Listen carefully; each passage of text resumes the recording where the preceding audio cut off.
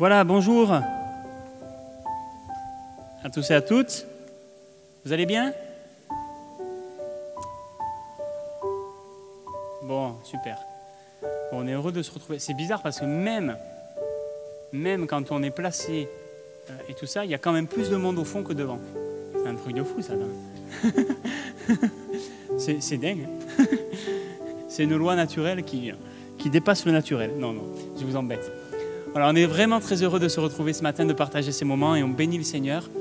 Soyez vraiment les bienvenus, vous tous et toutes. Peut-être si vous êtes là pour de passage ou une des premières fois, vraiment on est content de vous accueillir. Bienvenue aussi à ceux qui seront en ligne, voilà, sur tous les trucs qui existent, en book, en tube et tout ça. Voilà, il y en a plein. Bienvenue à tous. On va passer un bon moment dans la présence de notre Dieu, on le croit. Il est là, il est présent et on veut encore le glorifier ce matin, on veut l'honorer, chaque jour de nos vies, mais particulièrement ce matin, on veut lui dédier ces moments. On va le faire tout de suite, on prie ensemble, vous voulez bien? Est-ce que notre frère Christophe Labossé veut bien prier pour remettre cette matinée au Seigneur, s'il te plaît, Christophe? Merci beaucoup.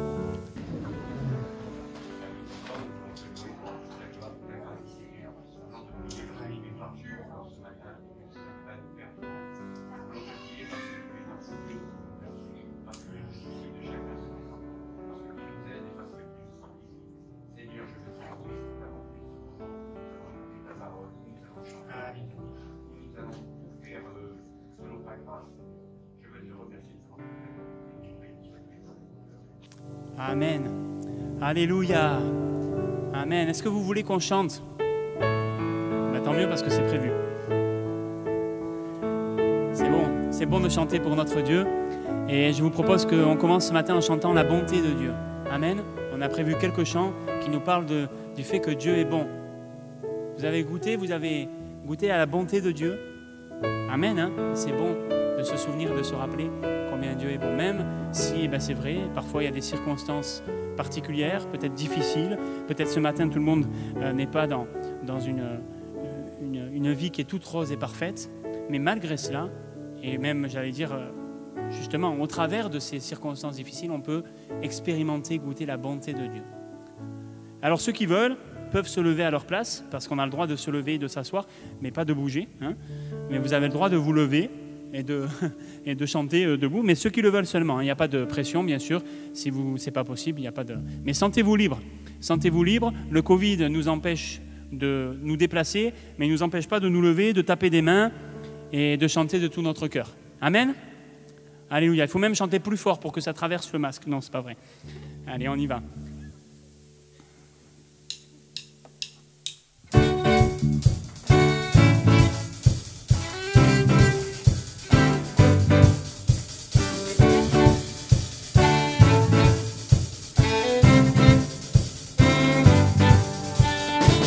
Tu es bon et ta grâce envers nous durera jamais. Dieu, tu es bon et ta grâce envers nous durera jamais. Tous les peuples de toutes les nations, de génération en génération, nous te louons. Alléluia, alléluia, nous te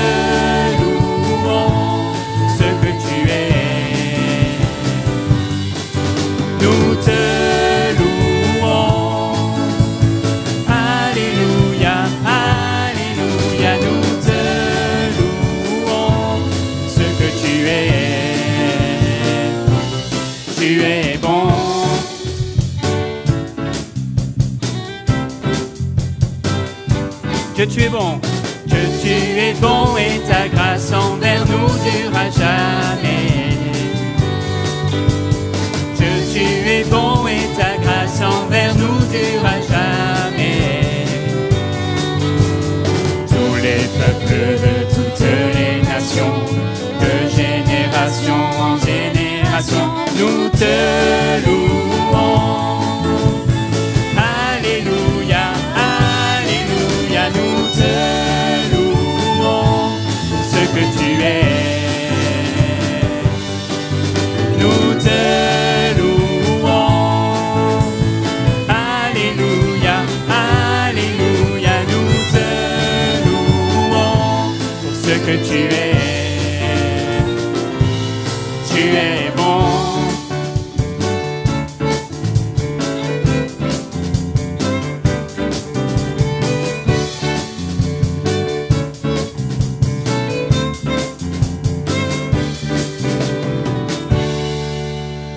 Alléluia, Dieu est bon. Nous te louons, Seigneur, tu es bon. Amen.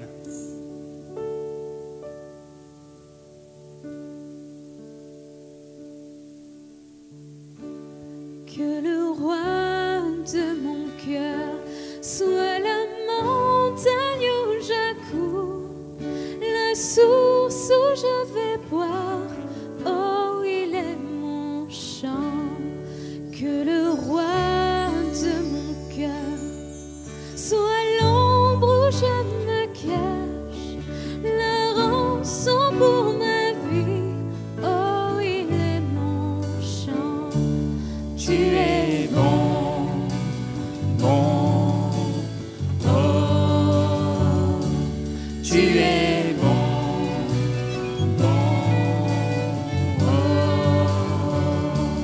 tu es bon, bon, oh, tu es bon, bon, oh. Que le roi De mon cœur, sois mon encre dans les vagues et le vent dans mes voiles. Oh, il est mon chant. Que le roi de mon cœur soit le feu qui brûle en moi, un écho qui se répand. Oh, il est mon chant. Tu es bon, bon. Tu es bon, bon, tu es bon, bon, tu es bon, bon,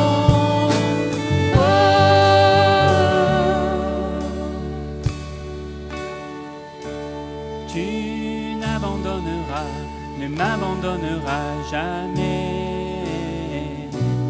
Tu n'abandonneras, ne m'abandonneras jamais.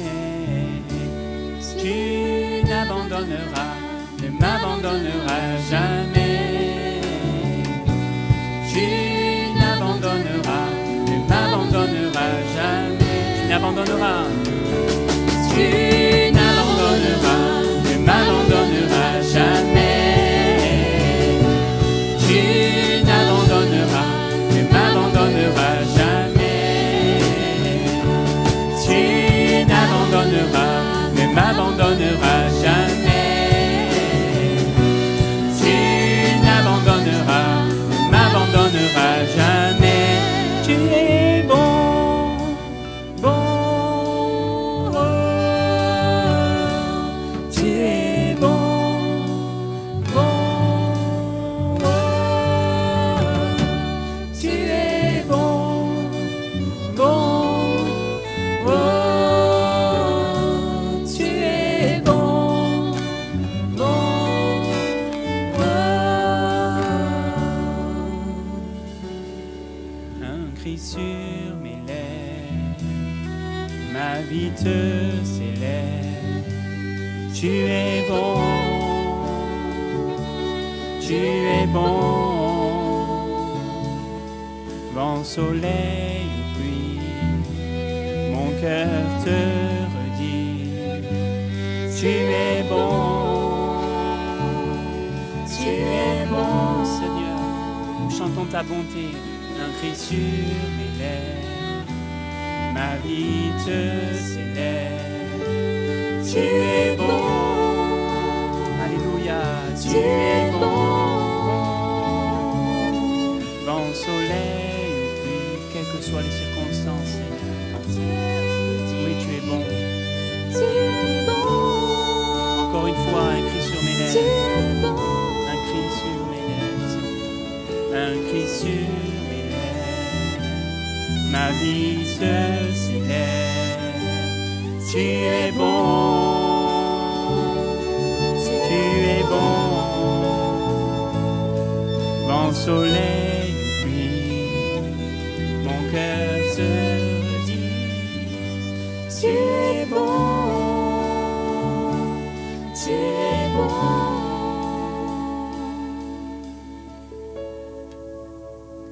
Car ta bonté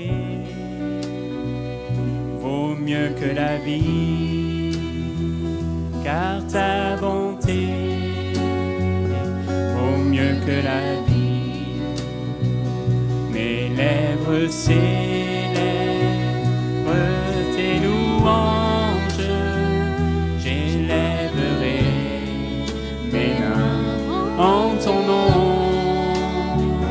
Mes lèvres célèbrent tes louanges, j'élèverai mes mains en ton nom. Lai, lai, lai, lai.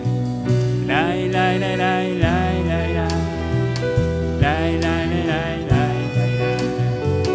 Lai, lai, lai, lai, lai.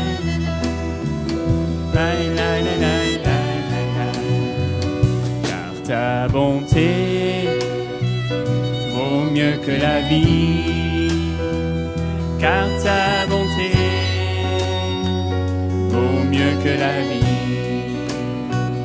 Mes lèvres célèbrent tes louanges, j'élèverai mes mains en ton nom. Mes lèvres célèbrent tes louanges, j'élèverai mes mains en ton nom. Lai, lai, lai, lai, lai, lai, lai. Lai, lai, lai, lai, lai, lai, lai. Lai, lai, lai, lai, lai, lai, lai. Lai, lai, lai, lai, lai, lai, lai. Lai, lai, lai, lai, lai, lai, lai. Lai, lai, lai, lai, lai, lai, lai. Lai, lai, lai, lai, lai, lai, lai. Lai, lai, lai, lai, lai, lai.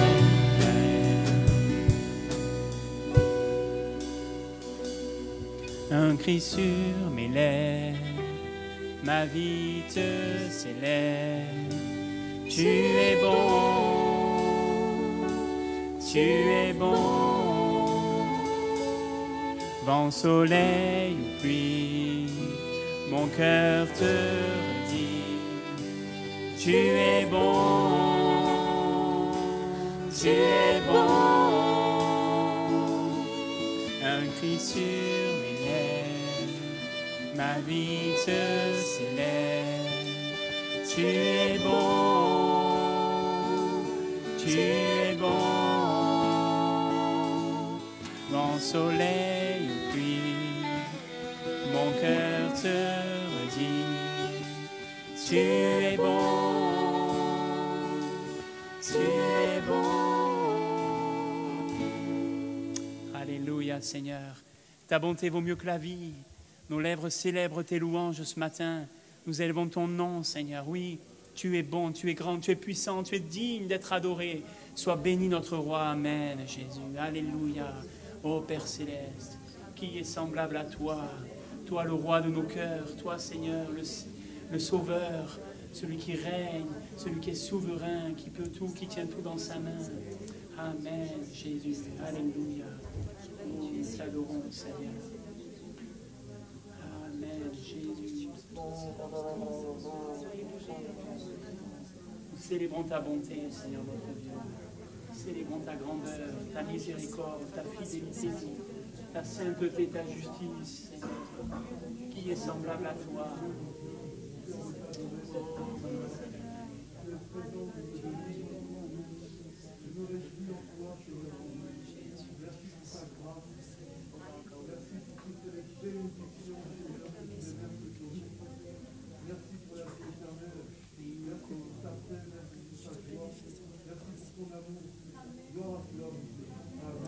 Amen, amen. Alléluia.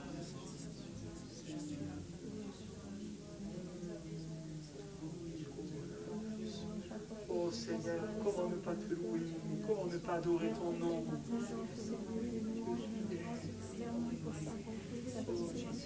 vrai, Seigneur, parce qu'il est bon de demeurer ensemble, c'est bon de pouvoir te louer, te glorifier tous ensemble.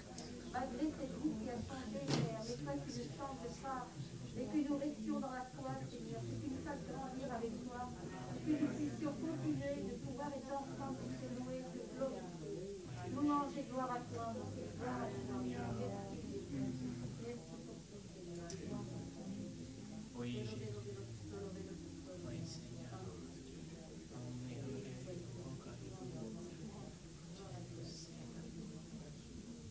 Seigneur, On a béni l'Éternel parce qu'il est bon. Amen. Sa bonté se renouvelle chaque matin, ainsi que ta fidélité. Ton esprit, Seigneur, que tu nous donnes de pouvoir t'adorer, te louer comme il te convient, Seigneur. Parce que tu as tout accompli sur cette croix de Golgotha. Jamais le mot merci ne sera assez fort pour que je puisse te remercier pour tout ce que tu as déjà fait dans ma vie. Et que je sais que tu as encore des plans pour ma vie. Et pour chacun de nous. Comment ne pas t'honorer encore ce matin? Merci pour ta présence ce matin. Merci de nous réconforter. Amen. Merci de nous consoler. Seigneur, Merci de nous renouveler dans l'esprit. Merci de nous accompagner chaque jour. Et ensemble, oui, nous pouvons t'élever ce matin. Oui, les lèvres s'élèvent. Le grand roi, le roi des rois, le Seigneur des seigneurs. Alléluia. Gloire, gloire à toi, Père éternel. Gloire à ton Fils Jésus-Christ. Et gloire à ton Saint-Esprit. Alléluia. Gloire à toi, Seigneur. Amen. Notre Dieu, oh, nous t'adorons. Oui, Seigneur. C'est Dans ce temps de louange, dans ce temps d'adoration, Seigneur notre Dieu, tu nous visites, Seigneur. Tu passes dans l'errance de notre vie. Nous sentons ta bonne main, Seigneur, sur chacun d'entre nous. Et Seigneur, c'est une grâce infinie. De te connaître, Seigneur, tu t'es révélé à nous un jour, Seigneur notre Dieu.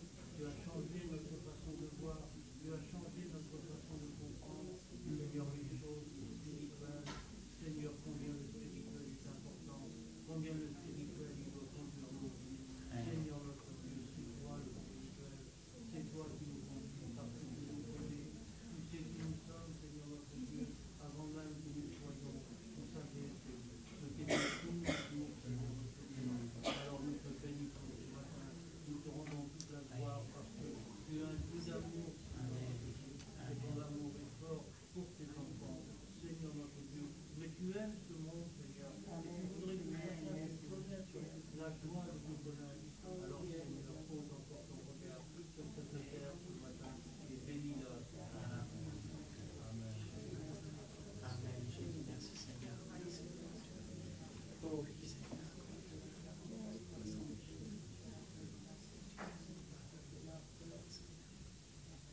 Reçois encore mon cœur, Seigneur. Amen. Oh, nous t'adorons, Seigneur. Amen.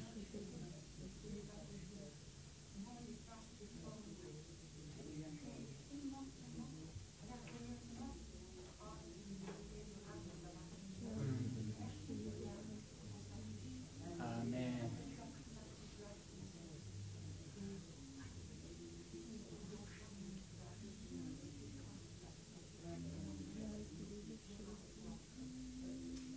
Amen.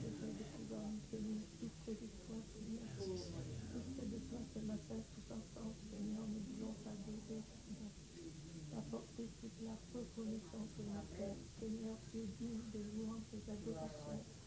Et nous voulons élever ton nom dans ta maison, Seigneur. Merci, Seigneur Jésus. Merci pour ta grâce. Merci pour ton amour. Oh, Seigneur.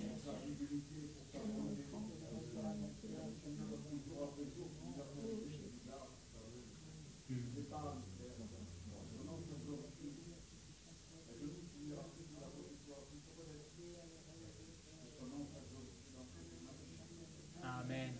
Alléluia. Alléluia. Seigneur.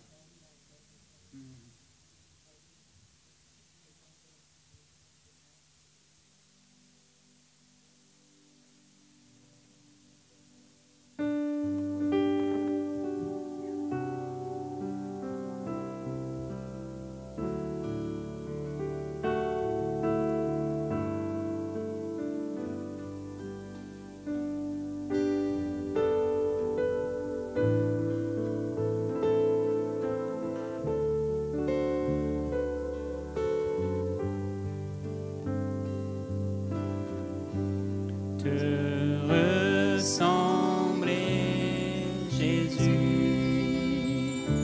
c'est mon espoir suprême. Penser, agir, aimer, toujours plus comme toi. Te ressembler, Jésus, c'est mon espoir suprême. Par ton esprit en moi, semblable à toi, te ressembler, Jésus, c'est mon espoir suprême. Penser, agir, aimer, toujours plus comme toi, te ressembler, Jésus, c'est mon espoir suprême. Par ton esprit en moi, semblable à toi. Par ton esprit en moi,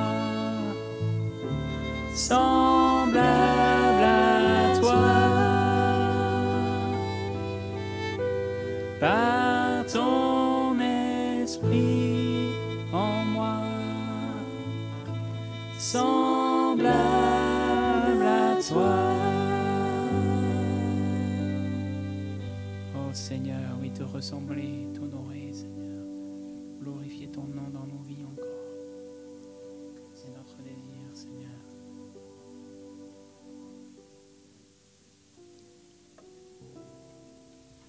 Alléluia.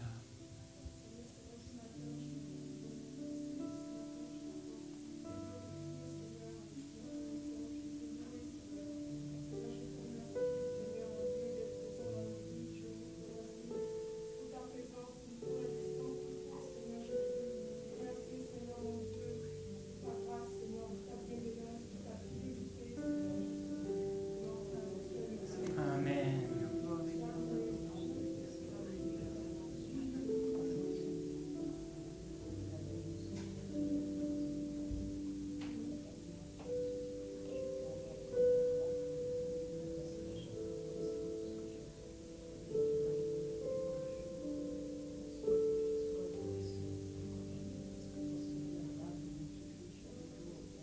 Oh Jésus, on a besoin encore de ton esprit dans nos cœurs. L'action de ton esprit dans nos vies, dans nos cœurs, Seigneur, dans ton Église. Nous réclamons encore, Seigneur, et nous avons soif de toi à l'œuvre au milieu de nous. Et que tu sois glorifié, Seigneur, élevé au-dessus de tout. Jésus, nous sommes là. Ta gloire, Seigneur. Merci, cher Saint-Esprit, de votre tolérance, d'opérer des délivrances. Amen. Merci, Saint-Esprit, d'opérer des guérisons. Merci, Saint-Esprit, de libérer ton peuple. Sois loué, sois adoré, mon Dieu. Merci pour ta présence. Amen. Merci de sauver ce matin, Seigneur. Alléluia. Alléluia. Amen, Jésus.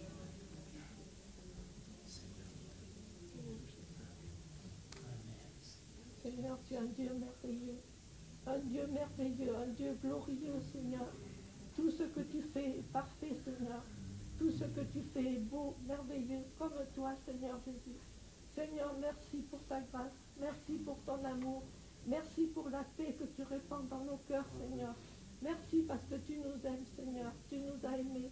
Tu nous aimes et tu nous aimeras, Seigneur, parce que tu es un Dieu parfait, celui qui est fidèle et bon chaque jour pour nous, celui qui prend soin de nous chaque jour.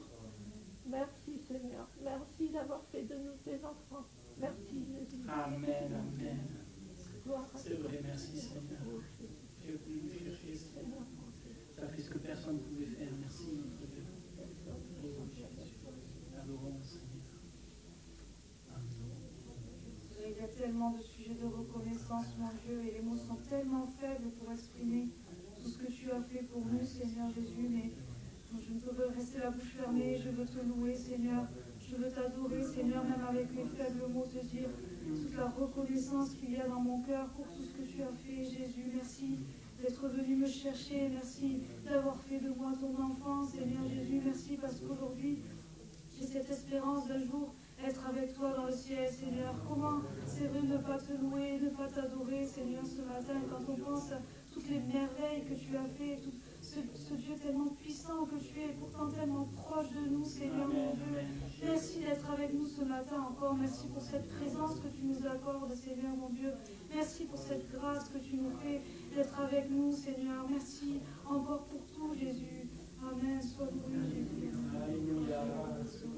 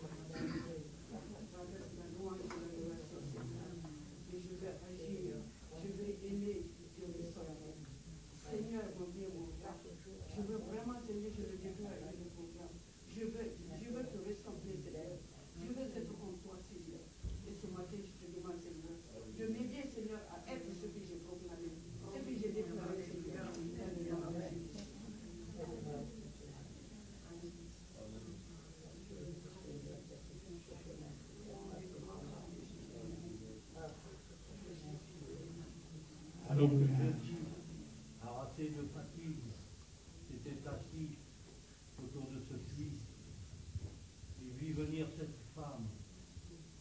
Et son esprit a vu en cette femme ce qui n'allait pas. Il a vu toute sa vie. Sachez-le, Dieu connaît toute votre vie. Jésus connaît toute votre vie. Il sait ce qui va, il sait ce qui ne va pas, mais il fait grâce. Il fait grâce à celui qui s'approche. Il fait grâce à celui qui avoue son péché, qui avoue sa faute. Il fait grâce. Il fait grâce encore aujourd'hui. Amen.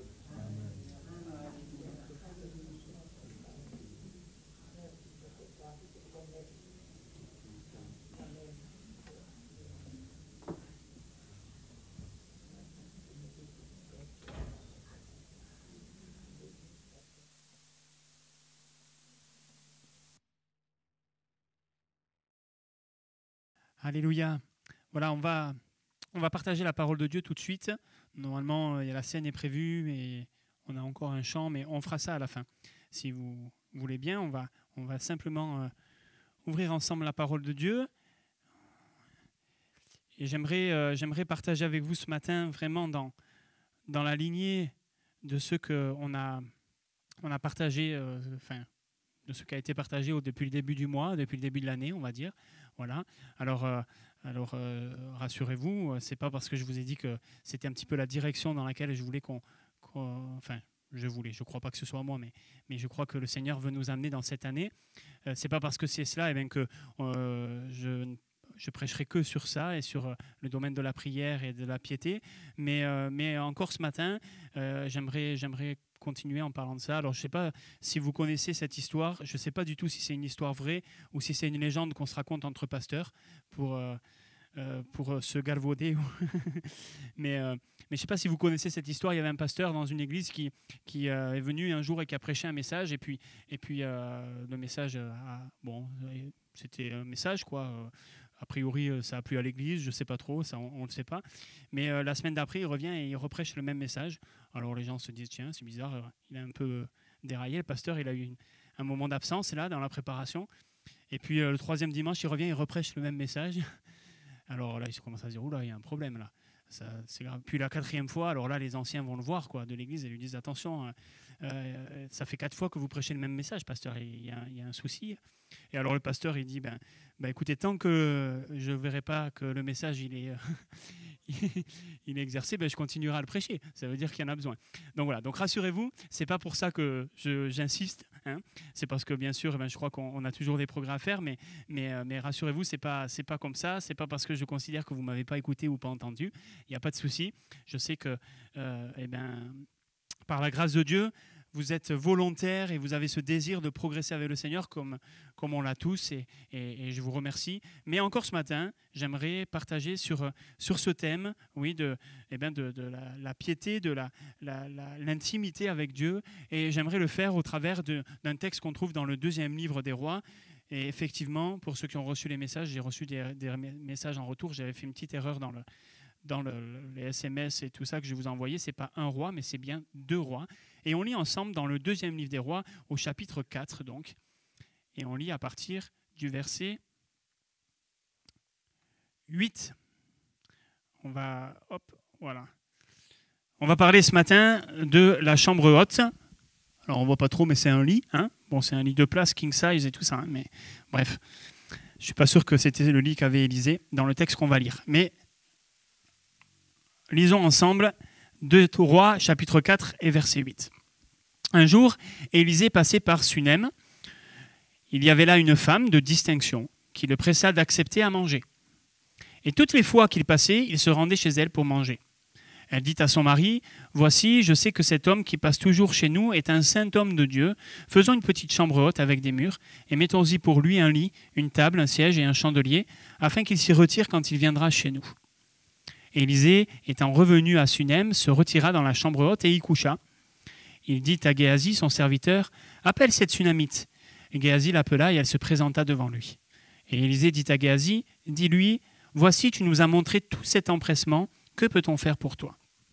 Faut-il parler pour toi au roi ou au chef de l'armée ?» Elle répondit, « J'habite au milieu de mon peuple. » Et il dit, que faire pour elle? Et Géasi répondit, mais elle n'a point de fils, et son mari est vieux. Et il dit, appelle-la. Géasi l'appela, et elle se présenta à la porte. Et Élisée lui dit, à cette même époque, l'année prochaine, tu embrasseras un fils. Et elle dit, non, mon Seigneur, homme de Dieu, ne trompe pas ta servante. Cette femme devint enceinte, et en enfanta un fils à la même époque, l'année suivante, comme Élisée le lui avait dit. J'ai oublié de continuer là-dessus. Ah bon, c'est bon. Merci Laurent. Super. Amen. Amen. Voilà. Comme Élisée lui avait dit. On prie ensemble un instant. Seigneur, nous te rendons grâce pour ta présence et nous avons déjà ce matin, nous sommes déjà là dans ta présence et nous te remercions de ce que, oui, au travers des chants, au travers des prières des uns et des autres, Seigneur, tu nous as déjà fait tant de bien et nous croyons aussi, ton cœur a été réjoui. Merci. Merci Seigneur aussi, parce que nous allons partager ta parole maintenant et nous croyons vraiment que ta parole n'est pas, Seigneur, comme n'importe quelle parole, n'est pas la parole d'un homme, n'est pas une parole qui passe, mais nous le savons et nous le croyons, ta parole et celle qui demeure, et celle qui, ne retourne pas à toi sans avoir un effet. Seigneur, nous prions vraiment pour que nos cœurs soient attentifs, soient réceptifs ce matin, que nous fassions des progrès dans ce que tu veux nous dire, Seigneur, s'il te plaît, que ta gloire encore éclate au milieu de nous, dans notre Église, dans nos vies, dans nos familles, Seigneur, pour la gloire de ton nom. Amen, Seigneur Dieu. Alléluia.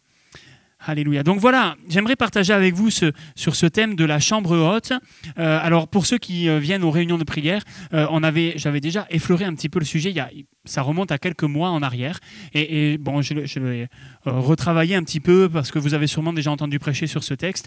Mais je me disais que ça serait intéressant d'aller un petit peu plus loin. Et donc, ce matin, j'aimerais partager avec vous sur ce texte. On le fera sans doute, enfin c'est même sûr, en 2 fois. Parce que ce matin, ça sera un petit peu court et je ne veux pas être trop long. Et puis surtout, ça serait un petit peu dommage de passer vite sur certaines choses. Donc on le fera en 2 fois. Élisée commence son ministère peu de temps avant ce qu'on vient de lire et on ne sait pas exactement depuis combien de temps, mais on sait que par contre il avait déjà passé plusieurs années avec Élie quand on arrive à cet épisode que nous avons lu ce matin. Ces années de formation avaient amené Élisée à connaître, à voir, à goûter la puissance de Dieu, qui était Dieu, appris sans doute aussi à connaître sa voix, etc. Et puis déjà aussi, il possédait, alors au travers de ce qui s'était passé avec Élie, mais aussi au travers de ce que déjà il avait accompli, il possédait déjà une certaine renommée. Et d'ailleurs, vous le voyez, cette femme de distinction, elle a dit, cet homme qui passe chez nous, c'est un saint homme de Dieu. Et puis d'autres constats aussi qui sont faits là nous montrent que voilà, il y avait déjà une certaine notoriété, entre guillemets, une certaine renommée. Il était reconnu, le ministère d'Élisée. Juste avant ce qu'on vient de lire d'ailleurs, vous pourrez le lire, mais dans le chapitre 3 et le début du chapitre 4, Élisée accomplit des miracles, le miracle des vases d'huile, vous savez, où l'huile est renouvelée, le miracle aussi des fosses où il n'y avait pas d'eau et où les fosses vont se remplir d'eau. Bref, tout ça pour dire qu'il y avait déjà certaines choses qui s'étaient passées et qui conduisaient cette dame de distinction à dire Élisée est un saint homme de Dieu. Sans doute donc à cause des miracles qui étaient connus, Sunem, la ville de Sunem, là, dont il est question, on la situe dans le territoire de la tribu d'Issachar, c'est-à-dire au nord, bien sûr, de Jérusalem, entre la mer Morte et le lac de Galilée, un petit peu à l'est, là, dans la vallée du Jourdain. Et donc, c'était une dame qui était du peuple d'Israël, contrairement à Élie, qui était allé voir, vous savez, une dame qui était pas du peuple, une veuve qui n'était pas du peuple. Là, Élisée, cette femme était une femme du peuple d'Israël, c'était une Israélite. Et donc, sans doute, elle avait entendu parler des miracles, c'est des choses qui avaient dû se diffuser, qui avaient dû se propager. Et donc, peut-être à cause de ça, elle considérait que c'était un saint homme de Dieu. Peut-être aussi à cause de la communion qu'il avait avec Dieu, parce qu'Élisée avait déjà parlé de la part de Dieu, et que quand on parle de la part de Dieu, ça veut dire que forcément Dieu nous a parlé, ou alors on est un faux prophète, mais là aussi les preuves montraient que ce n'était pas le cas d'Élisée. Donc à cause de sa communion, la communion qu'il avait avec Dieu, on pouvait dire, cette femme pouvait dire sans doute, c'est un homme de Dieu.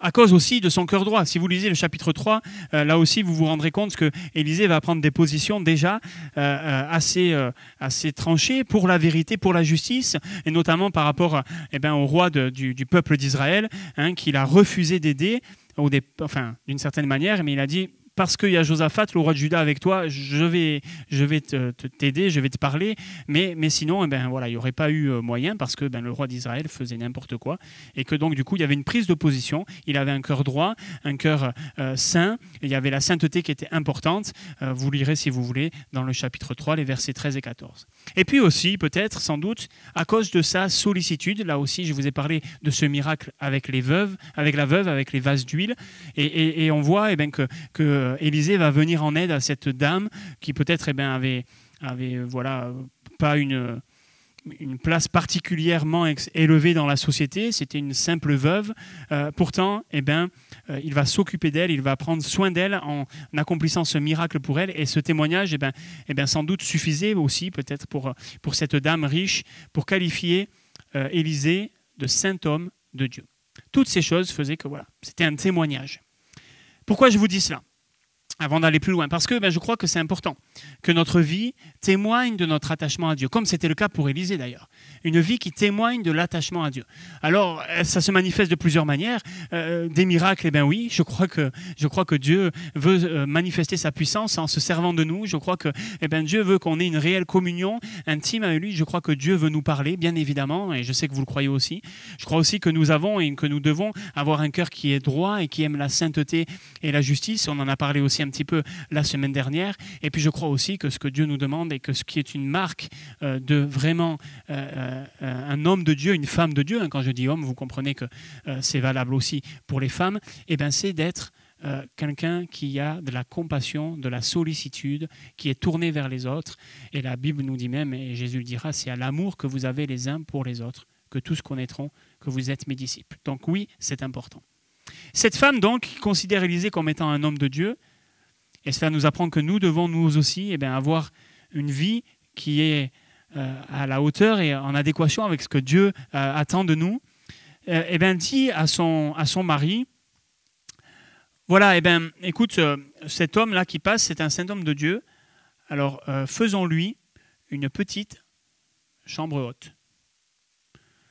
Une petite, juste ce qu'il faut, mais une chambre haute. Faisons-lui une chambre haute. Il y avait une nécessité qui était là aux yeux de cette dame, de distinction. Il y avait une nécessité qui était là. Puisqu'Élisée était un saint homme de Dieu, il fallait qu'il ait un endroit. Il fallait qu'il ait une chambre haute. Alors, la chambre haute, je ne vais pas rentrer dans les détails ce matin, mais ce n'était pas nécessairement un endroit spirituellement... voilà, même si on sait que dans la Bible, il y a plusieurs choses qui se sont passées dans la chambre haute et que c'est intéressant. D'ailleurs, c'est pour ça que c'est le titre de mon message, parce qu'il y a un symbole derrière cela. La chambre haute, c'est celle qui est élevée. On sait que dans la chambre, on l'a entendu il y a 15 jours de ça, mais il y a des choses qui doivent se passer. Quand tu pries, entre dans ta chambre, ferme la porte. Donc, ce lieu secret. Et là, il y avait la nécessité pour Élisée d'avoir cette chambre haute. Pourquoi ? Parce que un endroit, c'est symboliquement un endroit où on peut rentrer en contact avec Dieu. Alors bien sûr, Élisée rentrait en contact avec Dieu à bien d'autres endroits et à plein d'autres égards, mais c'est voilà le symbole de ce fameux lieu secret qu'on trouve dans Matthieu 6, cette chambre haute où Jésus va faire la dernière Pâque, où les disciples vont être baptisés du Saint-Esprit. On retrouve plein de choses dans la parole qui sont intéressantes, mais ce qui nous intéresse ce matin, c'est ce désir de cette femme de dire, fabriquons, construisons une chambre haute, une petite chambre haute pour Élisée, pour cet homme de Dieu, ce saint homme de Dieu. Elle avait réalisé l'importance de faciliter, de promouvoir, d'aider la communion entre Dieu et son serviteur. Je crois qu'on doit réaliser la nécessité de la chambre haute, on doit réaliser la nécessité de la communion, bien sûr, même si on le sait. On doit le réaliser dans le sens non seulement intellectuel, mais aussi et surtout, on doit le réaliser dans le sens spirituel. Ce n'est pas une nécessité dans le sens d'une obligation, dans le sens où il faut qu'on se mette la pression en disant il faut que je prie, il faut que je lise la Bible, il faut que je passe du temps avec le Seigneur, parce que on pourrait malheureusement vite tomber dans de la religiosité. Mais c'est une nécessité qui doit être animée par un désir, par une volonté, par un amour sincère pour Dieu, pour sa présence, de dire Seigneur, je réalise que parce que je t'aime, que parce que je veux aller plus loin avec toi, parce que je veux te ressembler, Jésus, comme on l'a chanté, oui, il est nécessaire que je vienne à tes pieds, que je me tienne à tes pieds. Et je pense que cette femme de distinction avait compris ça, et que c'est pour ça qu'elle a dit à son mari, il faudrait fabriquer une petite chambre haute pour Élisée. Alors bien sûr, il y avait aussi sans aucun doute, l'aspect culturel de l'hospitalité, etc. Et il ne faut pas non plus l'oublier. Mais au-delà de ça, je crois qu'il y a un symbole vraiment spirituel. Et puis aussi, donc je vous le disais, ce désir de faciliter, de développer la communion entre Dieu et son serviteur. Réalisons l'importance pour nous-mêmes déjà, mais aussi pour nos frères et sœurs, et puis pour les serviteurs, les servantes que Dieu donne à l'Église, quel qu'il soit, de faciliter cette communion avec Dieu. Vous savez, c'est dans la chambre haute que dans ce chapitre 4 va se passer le miracle de la résurrection. La deuxième résurrection de l'Ancien Testament. C'est dans cette chambre haute que ça se passe. Le fils qui est né pour cette dame, eh bien, vous le savez, vous connaissez la Bible, la suite de ce texte nous dit que, eh bien, à un moment donné, un jour, ce fils-là, il va avoir une grosse insolation au point qu'il va mourir. Et la dame va aller chercher Élisée, le ramener. Géasi va courir devant, etc. Mais elle va mettre son fils dans la chambre haute. Et là, c'est dans la chambre haute, c'est à cet endroit-là que le miracle va se passer. Parce que je crois, parce que nous croyons, parce que je sais que vous êtes d'accord avec moi, que c'est dans l'intimité avec Dieu, c'est dans la chambre haute, c'est dans le lieu secret que les miracles se passent. Alors bien sûr, Dieu se manifeste de plein de manières différentes, et où il veut et quand il veut. Mais déjà, ça commence là. Si on veut que Dieu se serve de nous puissamment, et pas pour notre gloire, mais pour la sienne, eh bien, il faut commencer dans la chambre haute. Il faut commencer dans cette intimité avec lui. La chambre haute, le tabernacle, on en a parlé la semaine dernière, le temple, la Bible nous dit, vous le savez, que c'est nous. L'endroit où on rencontre Dieu, l'endroit où Dieu parle, l'endroit où Dieu se révèle, eh bien, c'est nous. Alors bien sûr, entre dans le lieu secret, il y a cette symbolique, hein, voilà, d'un lieu, mais tout ça pour dire que ce n'est pas cantonné à un espace, bien sûr, à un bâtiment, mais que c'est une question d'état de cœur, c'est une question de position, de décision qu'on prend, c'est une question d'endroit où on se tient avec ce désir, eh bien oui, de rencontrer Dieu, de vivre des choses avec le Seigneur, d'aller à sa rencontre, on en a parlé la semaine dernière, d'aller jusque dans le lieu très saint, mais le voile est déchiré, c'est vrai, et la porte de la chambre haute, eh bien, elle est ouverte, parce que nous sommes le temple du Saint-Esprit. Parce que nous sommes la chambre haute, je le dis comme ça, mais c'est vrai, c'est là où on rencontre Dieu, eh bien, Dieu est vite en nous par son esprit. Et on doit le réaliser. Ce matin, j'aimerais voir avec vous deux des ustensiles qu'on trouve dans cette chambre haute. Et on verra les deux prochains la prochaine fois.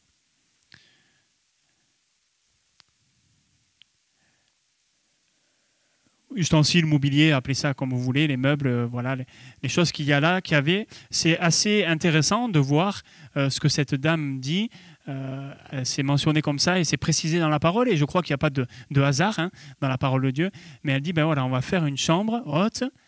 Faisons une chambre haute dans laquelle on va mettre un lit, un siège, une table et une lumière. C'était sommaire, hein, mais pour l'époque, c'était extraordinaire. Parce qu'il faut réaliser qu'à l'époque, il n'y en avait pas beaucoup qui dormaient sur des lits, que les sièges, ça n'existait pas non plus pour tout le monde, parce que la plupart du temps, on mangeait par terre, etc. Voilà, les pièces de vie, comment étaient faites les maisons, eh ben on le sait, vous avez peut-être déjà vu cela, mais la manière dont étaient faites les maisons, eh ben c'était souvent une pièce unique qui même était entre guillemets une mezzanine, un duplex avec les animaux qui étaient juste en dessous pour nous chauffer, voilà, pour chauffer, et on sait que c'était une pièce unique où eh ben voilà, on installait pour dormir et puis après on désinstallait parce qu'il fallait manger, et voilà, et c'était comme cela un petit peu que ça se passait.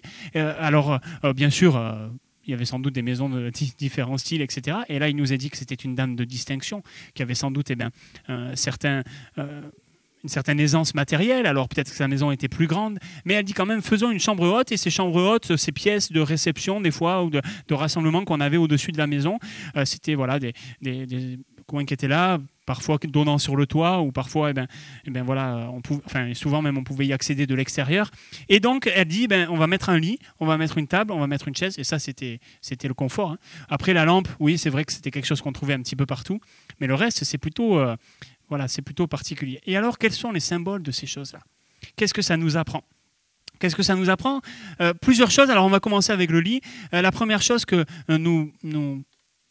à laquelle fait appel au lit, enfin, je ne sais pas vous, mais moi, si on me dit un lit, je pense dormir. Hein, ça va, vous êtes comme moi. Je pense dormir. Le lit, c'est l'endroit où on se repose. Et c'est bon, on aime bien le lit. Enfin, je ne sais pas vous aussi, là, mais moi, j'aime bien mon lit. Hein. J'aime bien mon lit. J'aime bien mon lit. Et surtout, j'aime bien mon lit quand les draps sont tout propres. Voilà, quand... là, c'est bien. Là. Quand il n'y a pas ma femme... Non, c'est pas vrai, parce que j'ai de la place. Non, je m'embête. Quand tous les enfants ne viennent pas dormir avec nous parce qu'on ne peut plus bouger. Non, mais un endroit où on peut se reposer tranquille. Non, j'aime bien que... Il n'y a pas de souci avec ma femme. Hein. C'est aussi son lit. Hein. Voilà. Je ne veux pas que vous interprétez mal mes paroles. Le repos, dans la Bible, c'est quelque chose d'important. On en a déjà parlé. C'est quelque chose d'essentiel. Dieu n'est pas contre le repos. Dieu nous met en garde contre la paresse, mais le repos, c'est quelque chose d'important. Jésus lui-même va dire à ses disciples, à un moment donné, il faut se reposer. Mais on sait aussi, et la Bible nous le dit, qu'il y a un temps pour tout. Il y a un temps pour travailler, et il y a un temps pour se reposer. Et le lit nous parle de ce repos, et si on devait transposer ça d'un point de vue spirituel, ça nous parle du repos de la foi, du repos de l'âme, du repos qu'on trouve dans le salut, hein, l'assurance du salut. Le psalmiste dira au chapitre 4 et au verset 9, « Je me couche et je m'endors en paix, car toi seul, ô Éternel, tu me donnes la sécurité dans ma demeure. » Il y avait cette notion de la protection divine, mais cette notion au-delà de la protection même physique, qui existe, qui est réelle, ok. Mais au-delà de ça même, la protection spirituelle. Rien ni personne ne peut nous ravir de sa main quand on est dans la main du Seigneur. Le repos spirituel, c'est quelque chose d'important. Et c'est quelque chose d'important quand on veut servir Dieu, d'avoir une certaine expérience du repos de la foi.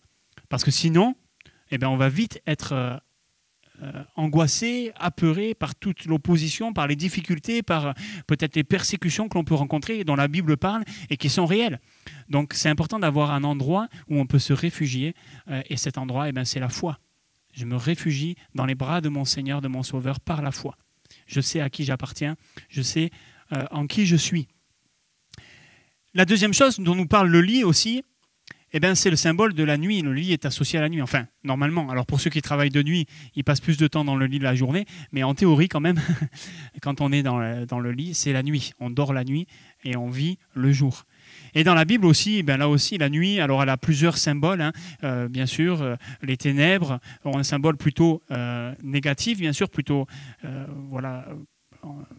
mauvais, attrait à ce qui est mauvais, à ce qui est dangereux, etc., opposé à la lumière. Mais la nuit n'est pas nécessairement liée aux ténèbres, pas toujours. Parfois, là aussi, dans les psaumes, on retrouve souvent cela. Vous l'avez sans doute lu comme moi. Je ne sais plus si je vous l'ai écrit. Oui, je les ai écrits. J'en ai mis... Hop là, ils s'en vont. Voilà, j'en ai mis 3. Mais dans le psaume 119, verset 148, il est dit « Avant que la nuit finisse, mes yeux sont déjà éveillés pour méditer sur ta parole. » Dans le psaume 16, « Je bénis l'Éternel, mon conseiller. La nuit même, mon cœur m'exhorte. » Dans le psaume 63, « Lorsque je pense à toi, sur ma couche, sur mon lit, je médite sur toi pendant les veilles de la nuit. » Le symbole de la nuit, c'est le moment aussi, dans les psaumes notamment, et à d'autres moments dans la parole, où Dieu aussi se révèle, où Dieu parle, où on peut méditer sa parole peut-être de manière plus, entre guillemets, je le dis comme ça, mais tranquille, parce que c'est la nuit. Parce que toute l'effervescence de la journée, toute l'agitation de la journée, toute la pression de la journée, elle n'est pas encore là, ou elle est déjà passée. Donc dans la nuit, on peut être là comme libéré de tout ça et être attentif, être plus attentif peut-être. Et ici, le symbole de la nuit nous parle de ça, nous parle de cette communion intime avec Dieu qui est à la fois permanente, le jour et la nuit, mais à la fois aussi qui ne dépend pas des circonstances, qu'il y ait la lumière ou que ça soit dans les ténèbres, qu'il y ait un moment où on voit tout et où c'est clair, un moment où peut-être on ne voit pas. Et, peu importe, ce qui me procure du repos, c'est que ce qui m'amène la paix, c'est d'être dans ta présence, Seigneur, c'est d'être auprès de toi, etc. prier sans cesse, méditer la parole de Dieu jour et nuit, tout ça nous montre que de jour comme de nuit, on doit se tenir, on doit avoir cet état de cœur, on doit avoir cette envie de se tenir dans la présence de Dieu. Et vous avez remarqué dans ces textes qu'il est question d'exhortation, de méditer la parole, je médite sur toi, cette question de la méditation, de la réflexion, cette question d'avancer. Ça, c'est le premier symbole. Et il faut le mettre dans un coin de l'oreille. On en reparlera à la fin de cette petite étude, si on peut appeler ça une étude, mais on en reparlera la prochaine fois en conclusion. Donc, le lit, à la fois une notion de repos et à la fois aussi une notion de méditation, de moments où Dieu parle, où Dieu se révèle, où on peut méditer sur sa parole, etc. Ensuite, le deuxième meuble dont j'aimerais qu'on parle ce matin, et puis ensuite on arrêtera là, c'est la table. Je vous disais tout à l'heure, la table, il n'y en avait pas toujours, il n'y en avait pas partout dans toutes les maisons, parce que souvent on mangeait par terre, et des fois, quand il y avait une table ou un meuble, c'était plutôt peut-être pour faire d'autres choses, et on va en parler aussi. Mais quand même, dans la parole de Dieu, la première chose qu'on retrouve, la première signification qu'on retrouve quand on parle de la table, c'est bien sûr l'endroit où on mange. Normalement, les Français disent « Amen ». Et les Périgourdins disent « Amen ». Non, je vous taquine. La table, c'est l'endroit où on mange. C'est le symbole du repas. C'est l'endroit où on mange, et manger, dans la Bible, il est parlé notamment parfois, vous savez, de manger à la table du roi, goûter les mets du roi, etc. C'est une expression qui revient dans la parole de Dieu. Et nous qui sommes disciples de Christ, nous devons même venir à la table du roi pour nous nourrir de sa parole. On en a parlé la semaine dernière, la table des pains de proposition, l'endroit où il y avait ces pains, et le symbole que ça a aussi de la parole de Dieu, de l'homme qui ne vit pas seulement de pain, mais de toute parole qui sort de la bouche de Dieu. Vous connaissez ces textes, je ne vais pas y revenir, mais ça nous montre combien il est important. Et dans cette chambre haute, ça nous montre aussi l'importance de la nourriture spirituelle, de nous nourrir de sa parole, parce que la foi vient de ce qu'on entend vient de la parole de Dieu, parce que, toutes ces choses, ces textes que l'on connaît. Et on est invité à manger. On est invité à manger quotidiennement, tous les jours, des mets succulents. Et même si parfois, peut-être, il y a des choses, on en parlait avec quelques-uns dans un des cours bibliques, je ne sais plus lequel, qu'on a fait cette semaine, même si parfois, peut-être, il y a des repas, on peut les prendre dans la vie de tous les jours, et ça peut être plus ou moins à notre goût. Peut-être vous avez un plat préféré, peut-être c'est le foie gras, puisqu'on est dans le pays du canard, mais peut-être qu'il y a des gens ici, et j'en connais, je ne citerai pas de nom, ne suivez pas mon regard, mais qui n'aiment pas le foie gras. Voilà. Donc, si des gens n'aiment pas le foie gras et que vous leur donnez du foie gras, alors peut-être par politesse, elle va en manger si elle est invitée, mais sinon, c'est pas à son goût. Et peut-être parfois, dans la parole de Dieu, il peut y avoir des aliments, il peut y avoir des choses, des textes, des choses, on peut ne pas les comprendre, ils peuvent être un peu obscurs, ils peuvent être un petit peu, entre guillemets, je le dis comme ça, mais indigestes, dans le sens où on a du mal à les assimiler. En tout cas, à un moment donné. On sait que des fois, quand on y revient plus tard, ça peut changer. Et la parole de Dieu, parfois, c'est un petit peu comme ça. C'est un peu comme ce repas, ces mets que Dieu nous donne. Et parfois, quand on médite, quand on se nourrit de la parole de Dieu, il y a des jours où on a l'impression d'avoir pris un excellent repas et même d'être plein, comme si on avait passé le jour de l'an chez papy et mamie. Et des fois, on a l'impression, au contraire, peut-être de rester un peu sur notre faim, de dire Seigneur, j'ai pas compris, j'ai pas saisi. Aujourd'hui, j'ai pas eu l'impression de t'entendre parler et tout ça, mais on s'est quand même nourri. Les aliments sont rentrés. Et ça nourrit notre âme, ça nourrit notre foi. Et on sait, parce que la parole le dit aussi, qu'au moment opportun, le Saint-Esprit sera capable de nous rappeler ces choses. Voilà pourquoi le symbole du repas de cette table, il est important. C'est la nourriture. On vient pour se nourrir. Et puis, il y a aussi, bien évidemment, le symbole du partage. Et là aussi, on est vraiment français et on aime le repas où on partage. Mais c'est aussi le cas dans la coutume orientale. Le repas, c'est quelque chose d'important parce que c'est un temps de partage. Et d'ailleurs, on sait combien on va reprocher à Jésus de manger avec des gens de mauvaise vie, parce que manger avec quelqu'un, l'inviter à sa table, le recevoir à sa table, c'était plus que simplement donner à manger, mais il y a une véritable symbolique derrière ça. Il y a une véritable, comme s'il y avait une certaine association, une certaine, on partage quelque chose quand on partage un repas. Il y a d'autres cultures où ce n'est pas du tout le cas. On a eu l'occasion de voyager une fois avec Delphine, on est allé en Haïti. Alors, c'était un voyage un petit peu missionnaire, et dans ce voyage missionnaire, on travaillait dans une école en Haïti, et quand on était dans l'école, là, on était un groupe de Français, on était une vingtaine de Français, et alors quand arrivait le moment du repas, on travaillait bien, on montait un mur et tout ça, il faisait chaud, je peux vous garantir que quand le moment du repas arrivait, nous on était contents. On disait, on va souffler un peu, on va boire un coup, et tout ça. Le repas arrivait, on voyait les enfants qui défilaient, ils prenaient, alors c'était comme une cantine, un peu un self-service, mais on leur servait dans l'assiette là, ils n'étaient pas encore assis, et pourtant la table elle était de là à Bernard et Francine, hein. Ils n'étaient pas assis, qu'ils avaient déjà fini leur assiette, ils allaient débarrasser et ils repartaient. Alors bon, vous allez me dire, c'est un peu les enfants, ils mangent vite, c'est vrai, mais les professeurs étaient pareils, hein. C'était pour tout le monde pareil. Le repas, c'était pas un moment de partage, etc. C'était, voilà. Alors on peut le comprendre, ça peut s'expliquer peut-être de différentes manières, culturellement et tout ça, hein. C'est pas du tout un jugement, c'est juste une constatation.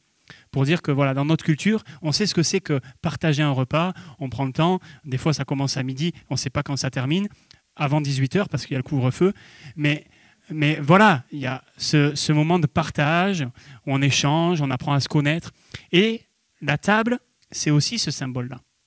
Plusieurs fois, il nous est rapporté des enseignements que Jésus donnera pendant qu'il était à table. La Sainte Seine va être établie pendant qu'ils étaient là et qu'ils partageaient le repas de la Pâque. Et on sait, vous savez comme moi, que dans la culture juive et dans la loi même, pendant le repas, il y avait des enseignements qui étaient donnés, qui étaient transmis aux enfants, partagés la parole, des textes qui étaient lus dans certaines occasions, parce que c'était le moment où on partageait aussi certaines choses.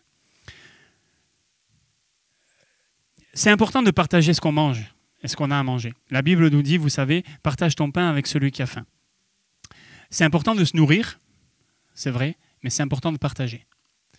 Et on sait combien la parole de Dieu nous enseigne aussi cela. Vous avez reçu gratuitement, donné gratuitement. Partagez la parole de Dieu, partagez les mystères de la parole de Dieu, ce que Dieu nous a révélé, pas parce qu'on était meilleur, pas parce qu'on était plus fort, simplement parce que Dieu nous a fait grâce. C'est important de ne pas le garder pour nous. Et je vous en ai déjà parlé, on le sait, vous le savez comme moi, mais quelle grâce de se rendre compte que quand on partage la nourriture spirituelle, c'est pas comme le pain. Ce qu'on donne, on peut quand même le manger. On ne le perd pas. Quand on donne un bout de pain, on en a moins. Quand on partage la parole de Dieu, on n'en a pas moins. On en a peut-être même plus. Mais ça nous rappelle aussi, et je pense que c'est important, ça nous rappelle aussi qu'on doit faire attention à ce qu'on met sur notre table, à ce dont quoi on se nourrit.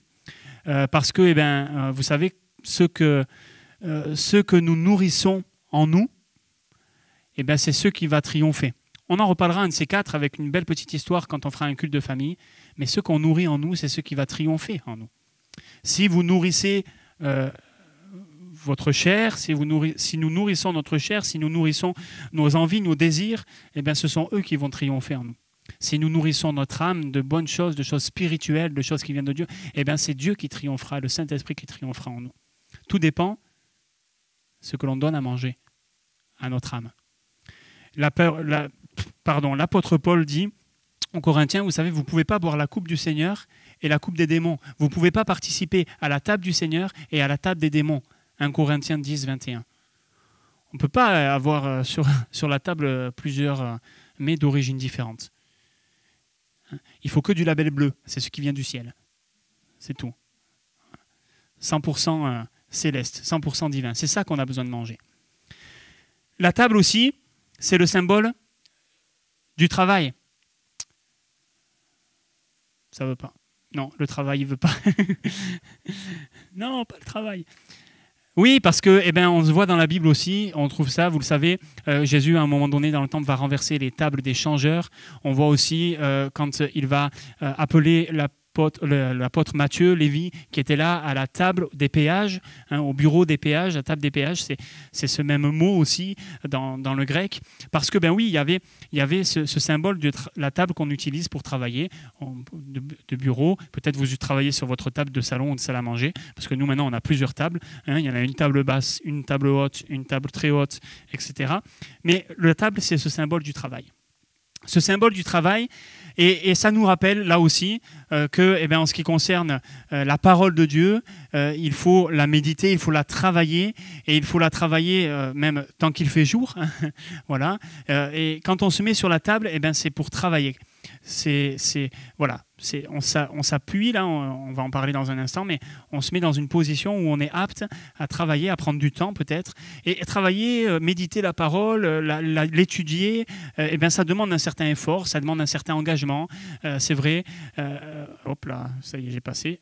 Je suis allé trop loin. Ça demande un certain contexte, enfin ça nous place dans un certain contexte où on n'est pas n'importe comment, on n'est pas justement peut-être comme quand on médite dans le lit, où c'est bien, c'est très bon, mais voilà. Mais là, on s'installe et on travaille. Voilà, et ça, c'est un autre contexte.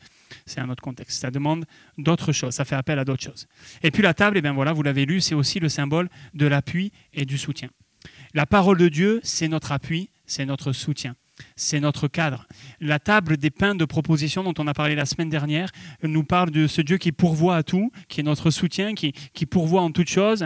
Vous inquiétez pas pour de quoi vous serez vêtus, ou ce que vous mangerez, ou ce que vous boirez, parce que Dieu prend soin de vous, nous dit la parole de Dieu.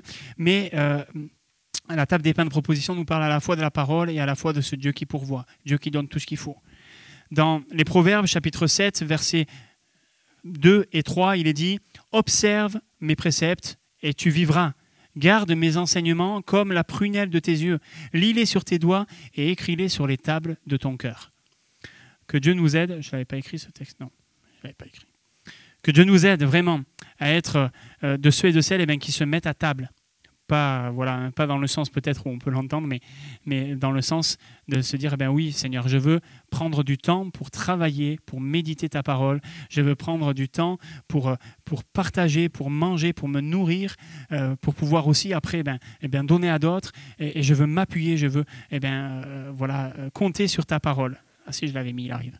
Merci Laurent.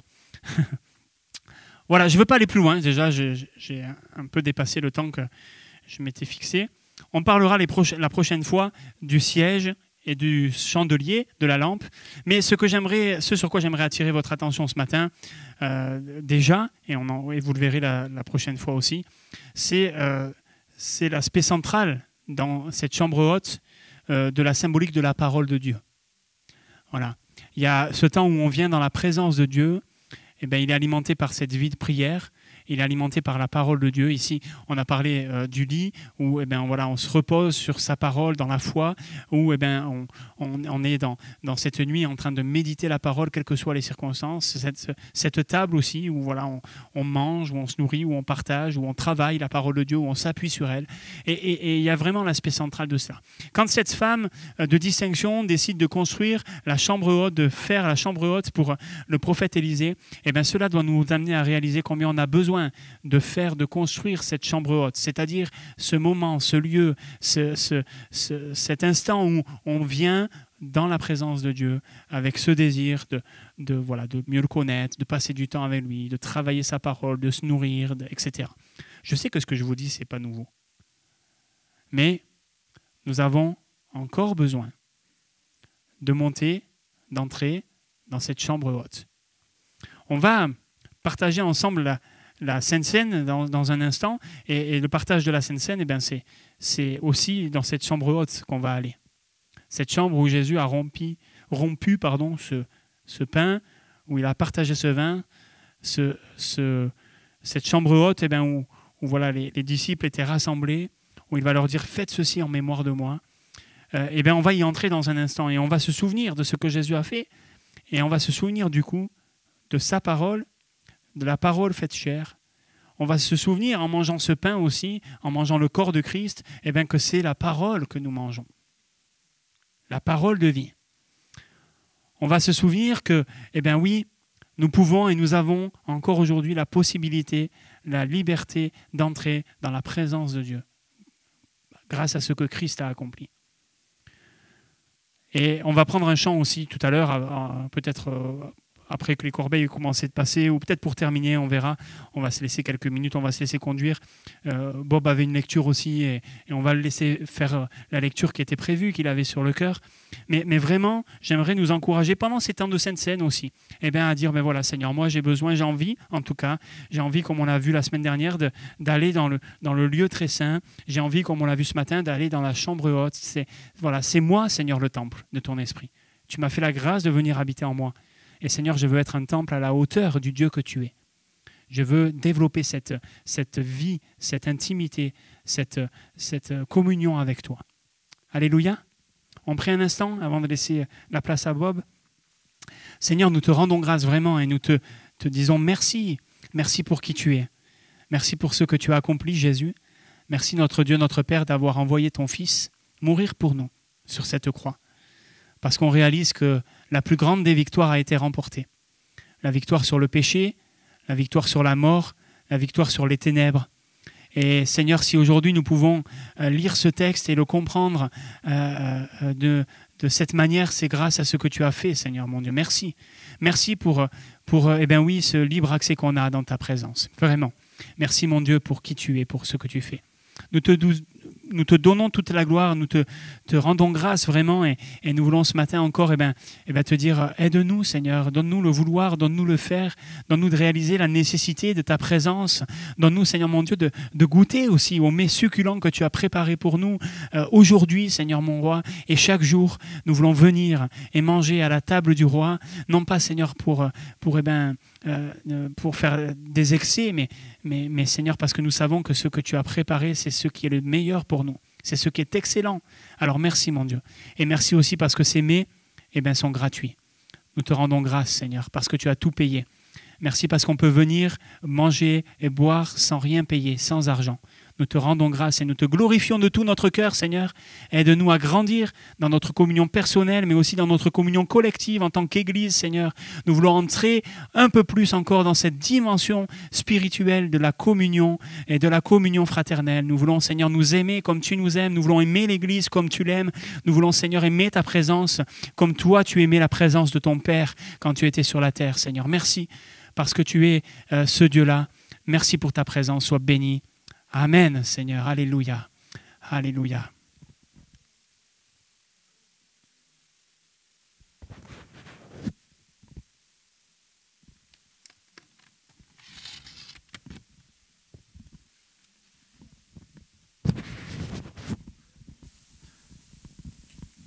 On va partager très, très rapidement une courte lecture. Je vais demander peut-être aux frères et sœurs qui sont prévus pour distribuer de s'avancer pour préparer cette table et le partage que nous aurons. La lecture que je vous propose se trouve dans la première épître de Pierre. Première épître de Pierre au chapitre 1er, verset 3. 1 Pierre 1, 3. C'est un texte qu'on a déjà lu assez souvent, même récemment, je crois, mais il est toujours bon de reprendre cette parole, cette nourriture. 1 Pierre 1, 3. Louons Dieu.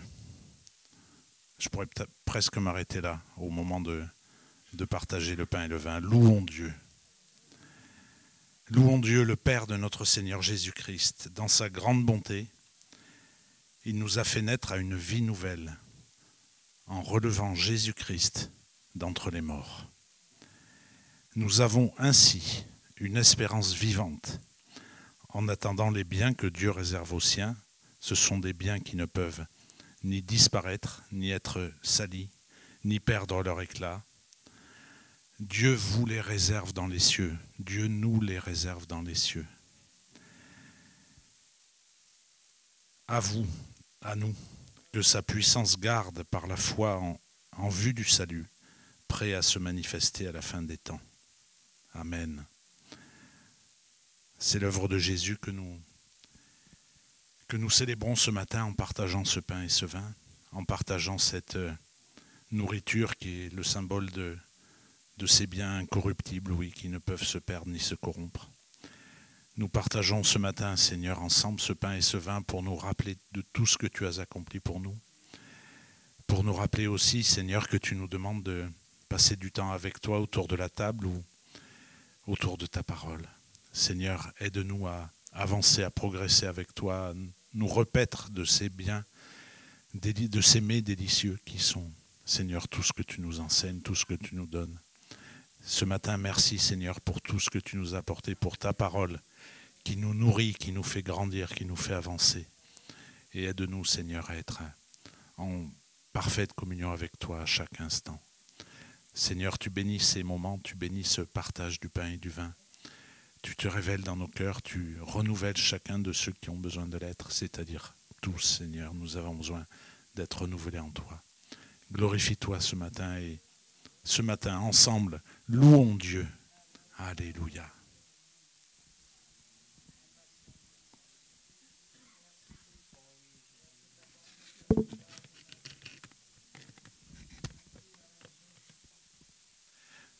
Je voudrais bien vous lever pour aider au partage. Et louons Dieu ensemble.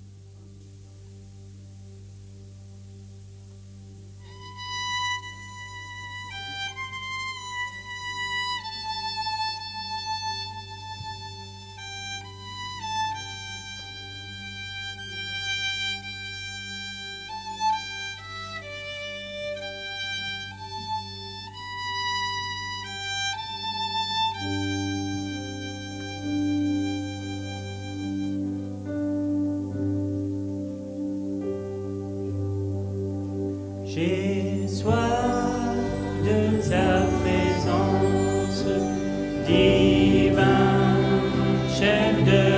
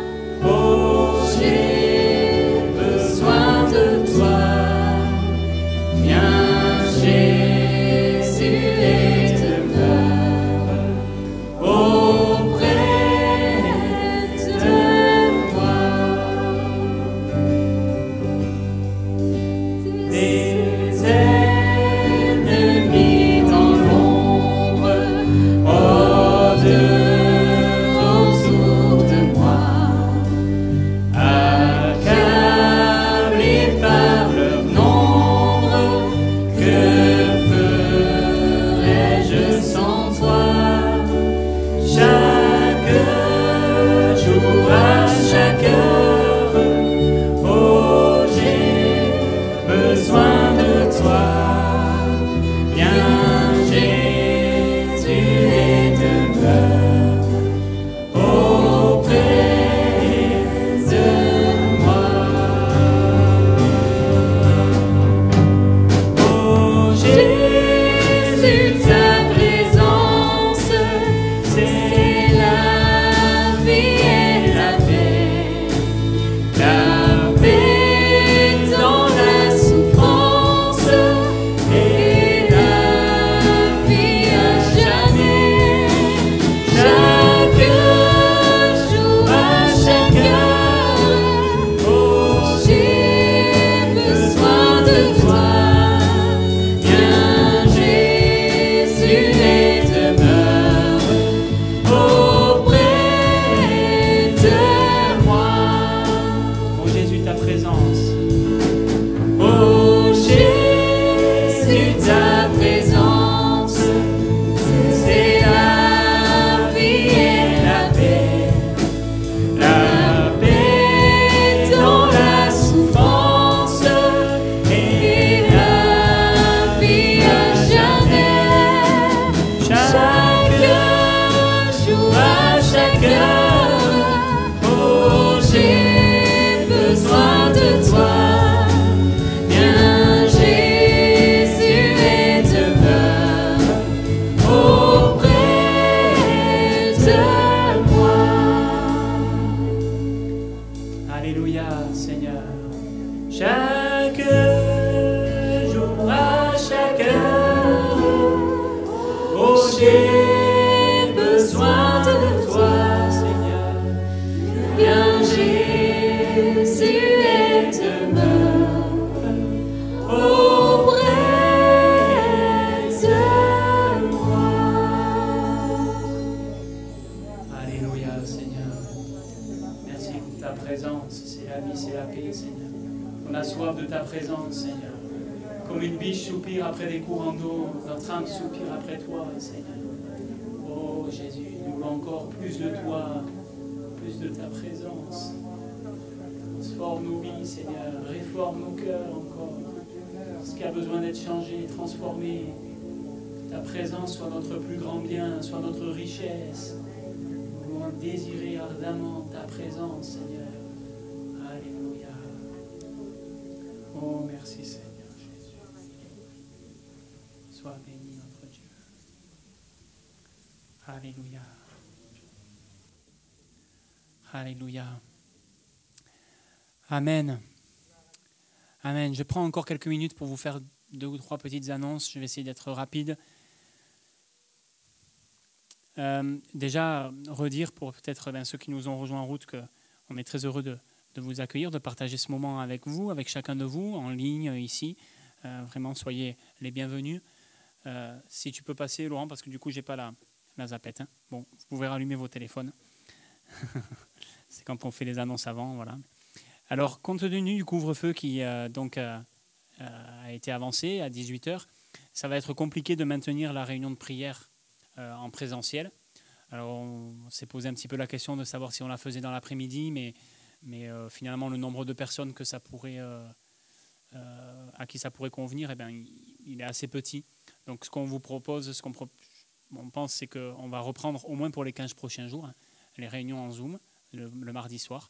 Donc voilà, on va garder 18h30 parce que je ne sais plus pourquoi. Voilà, bien. Pourquoi on ne repasse pas à 19h? Non, mais parce que du coup, bon, comme à 18h vous êtes à la maison, de toute façon, ça vous laisse le temps d'aller aux toilettes et de boire un petit coup d'eau, et puis on démarre la réunion. Voilà. Sur Bergerac, on n'aura pas nos réunions du jeudi pendant 15 jours. Pensez à vous inscrire, s'il vous plaît, le dimanche matin. C'est assez important et c'est même obligatoire. Et pensez, si c'est possible, à essayer de le faire avant le vendredi dans la nuit, le samedi dans la nuit plutôt, parce que c'est toujours compliqué après. Et on remercie vraiment Fabrice et Sylvie, parce que c'est du boulot d'agencer tout le monde pour que ça rentre. Il y a des dimanches, c'est plutôt facile. Il y a des dimanches, c'est un peu plus complexe. Voilà. Il faut respecter absolument les rangées, les 2 chaises. Bon, bref. Donc, merci beaucoup de recevoir les appels, les textos, les messages, de faire le point et de faire le le plan. Donc si vous pouvez, merci de vous inscrire si possible, voilà, avant le samedi fin d'après-midi, comme ça ils ne font pas le plan 3 fois, parce que quand il y a une inscription de dernière minute qui arrive dans la nuit du samedi au dimanche, c'est un peu compliqué. Voilà, merci à tous. On continue. Donc oui, ben voilà, 18h30, c'est bien ça. Excuse-moi, tu peux passer. Sur Zoom, uniquement, c'est toujours le même identifiant, le même lien. On se retrouve tout à l'heure à midi, pour ceux qui le peuvent, et voilà, ça avait été annoncé, on maintient cela de midi à 13h pour un temps de jeûne et prière. Là aussi, on va joindre à ça un temps en Zoom pour les quelques-uns qui sont intéressés et qui ne peuvent pas se joindre à nous en présentiel. Mais nous, de midi à 13h, on reste ici et on prie. Donc à la fin, on sort quand même, d'accord, comme si on avait terminé. Et puis on vous donnera une petite lingette quand on re-rentrera pour le jeûne et prière. Comme ça, on donne un petit coup sur la chaise, on désinfecte et tout est bien qui finit bien. On continue. Voilà, toujours dans la même lignée un petit peu, on a pensé, alors les réunions de prière du mardi soir ont été annulées, je pensais faire un temps de jeûne et prière début février, et puis en parlant avec notre plus proche voisin, le pasteur Nicolas Blancou, que vous connaissez, qui est pasteur sur Sarlat, lui aussi voulait faire ça, et alors en fait, bon, il y a plusieurs raisons, ils utilisent le même compte Zoom que nous, on leur prête à Sarlat. Et du coup, on s'est dit, pourquoi pas faire ensemble un temps de jeûne et prière. Voilà. Donc, il y aura plusieurs buts, on partagera ensemble. Et ce qu'on vous propose, c'est ça, c'est 5 jours, 2 créneaux. De midi à 13h, nous, on fera ici en présentiel avec du Zoom, bien sûr. Et puis, de 18h30 à 19h30, tous les soirs de la semaine, du lundi jusqu'au vendredi, en Zoom uniquement, puisqu'à 18h30, on n'a plus le droit de sortir. Donc, si certains souhaitent participer à ces temps, bien sûr, vous n'êtes pas obligé, si vous ne pouvez pas, de participer à tous les créneaux. Hein, on est bien conscient qu'il y en a qui travaillent, etc., que ce n'est pas possible. Mais vous pouvez aussi venir à 1, à 2 créneaux, à 3 créneaux, à 4, à 5, à 12. Non, pas 12, il n'y en a pas 12, mais à 10. Voilà, pas de souci. Si toutefois vous jeûnez toute la semaine, bien sûr, je le dis, mais je pense que c'est important, si vous avez des soucis de santé, il ne faut pas jeûner pendant 5 jours sans l'avis de votre médecin. Et puis, si vous jeûnez pendant 5 jours, bien sûr, on parle ici d'un jeûne partiel, c'est-à-dire qu'on boit, bien évidemment. Il ne s'agit pas de ni manger ni boire pendant 5 jours. Voilà. Mais si certains souhaitent faire le jeûne, j'allais dire de manière assidue pendant les 10 créneaux, sachez que voilà, c'est possible, il n'y a pas de souci. Et on va faire ça. Mais voilà, le plus important, c'est les temps de prière, bien évidemment. Après, chacun fait selon son cœur en ce qui concerne la nourriture ou pas. Est-ce qu'on mange après le coucher du soleil, avant le lever du soleil, etc. Ça, c'est chacun qui voit. On n'a pas encore fait d'études sur le jeûne, ça viendra peut-être un jour. Mais voilà, le plus important, on est conscient que c'est de se tenir dans la présence du Seigneur. Et c'est ce qu'on veut faire. Donc, au travers de ce moment-là, et ça va, je crois aussi, dans la lignée de ce qu'on partage depuis le début de l'année, de se tenir devant le Seigneur, devant sa face. Et c'est ce que nous voulons et nous désirons. Voilà. Donc ça sera du 25 janvier au 29 janvier, la semaine du lundi au vendredi, 25 au 29 janvier. Voilà. La semaine prochaine, on aura la joie, vous le savez, d'avoir avec nous Audrey et Myrna Cassa, voilà, avec leur petit bout de chou que nous découvrirons, parce que je ne le connais pas non plus, la semaine prochaine, à 10h. Pensez à vous inscrire. Les cours bibliques, pour ceux qui ne l'auraient pas noté, je vous rappelle, le premier pas, on se retrouve demain à 18h. Et puis pour les groupes maturité, ça sera dans 15 jours, puisque c'est des cours un peu plus denses. Donc on se voit tous les 15 jours. Voilà, un cours le vendredi et un cours... Ah non, c'est pas ça. Qu'est-ce que j'ai écrit là? C'est pas le vendredi à 18h, puisqu'il y a le jeûne et prière. Donc c'est le samedi à 18h et le vendredi à 20h. Hein, voilà, c'est ça? Je ne me trompe pas, hein, voilà. Ça marche? Ok. Il y a encore quelque chose? Je ne sais plus. Oui, pour ça, c'est pour l'offrande. Maintenant, vous savez que ça se passe à la sortie. Même chose pour les petits gobelets. Merci de ne pas les laisser, s'il vous plaît, sur vos chaises. Surtout qu'il y a le jeûne et prière là. Donc, récupérez bien toutes vos affaires. Et les petits gobelets, vous les mettez dans la poubelle en sortant, s'il vous plaît. Voilà. Un grand merci à tous et à toutes. Ne sortez pas tout de suite. Attendez qu'on vous fasse signe. Et merci de bien respecter les gestes barrières et de discuter de préférence sur le parking. Il ne pleut pas, je crois. Donc, voilà. Merci beaucoup, que Dieu vous bénisse et vous raccompagne.